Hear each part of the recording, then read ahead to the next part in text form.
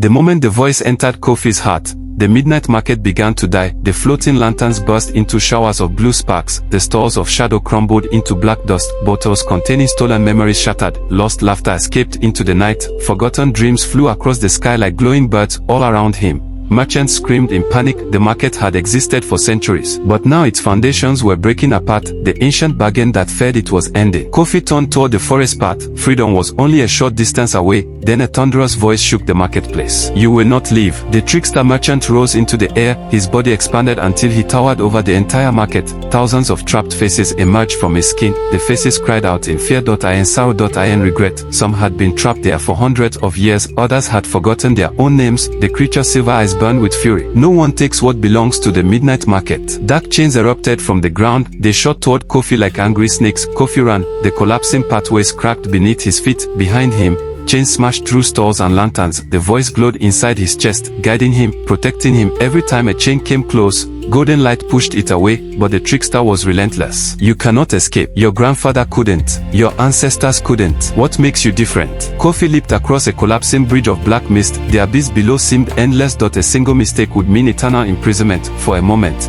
fear nearly overwhelmed him. Then he remembered something. His grandfather had traded away the family's voice because he was afraid of losing everything, afraid of death, afraid of making the wrong choice. Fear had started the curse, but courage would end it. Kofi stopped running. He turned around and faced the trickster. The merchants gasped. No human had ever done that. The giant creature laughed. A terrible laugh that shook the forest. "You challenge me." Kofi stepped forward. The golden light inside him grew brighter. "You don't own the voice." The trickster snarled. "I bought it fairly." "No," Kofi replied. "You borrowed fear and called it a bargain." The creature roared. Darkness exploded across the market. The sky itself seemed to split apart, but Kofi stood firm. The voice shone brighter and brighter. Suddenly, the trapped faces covering the trickster's body began speaking. At first, only a few, then dozens, then hundreds. "Let us go. We want to leave. We are tired. We remember who we are." The creature stumbled. Its power weakened. The prisoners were awakening. For centuries, the market had survived because people forgot themselves. But now the voice was reminding them who they were, what they had lost, and what they deserved: freedom. The golden light surged outward. The chains shattered. The trapped souls broke free.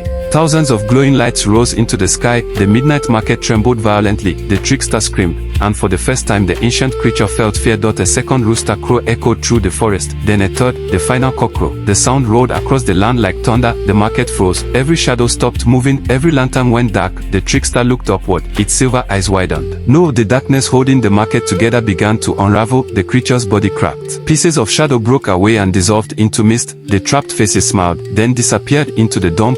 One by one, the trickster reached toward Kofi, not with anger, but with desperation. "If the market dies, so do I." For a moment, Kofi felt pity. The creature had spent centuries feeding on regret and fear. It knew nothing else, but some things cannot survive forever, especially things built on the suffering of others. The first rays of sunlight touched the forest. The trickster merchant smiled sadly. Then he dissolved into a cloud of silver dust and vanished forever. The forest became quiet for the first time in generations. No whispers. No shadows.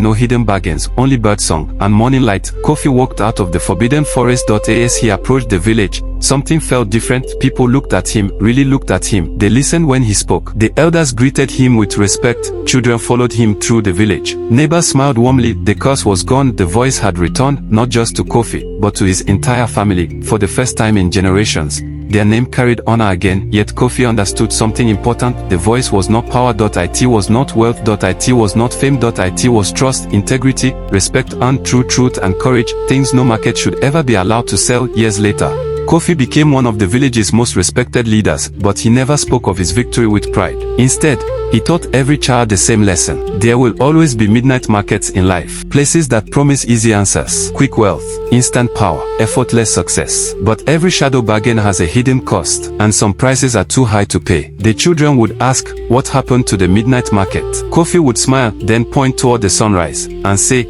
"It disappeared the moment someone chose courage over fear." Moral of the story: the greatest treasures cannot be bought. Trust, honor, integrity, and self-worth must be earned and protected. Shortcuts built on fear often create generations of suffering, but courage can break even the oldest curse. If you enjoy The Midnight Market, an ancient African tale of shadow bargains and soul deaths, subscribe to Timeless Tales Hub for more mysterious African folk tales, legends, and life-changing stories, and tell us in the comments, what do you think is the most valuable thing a person should never trade away?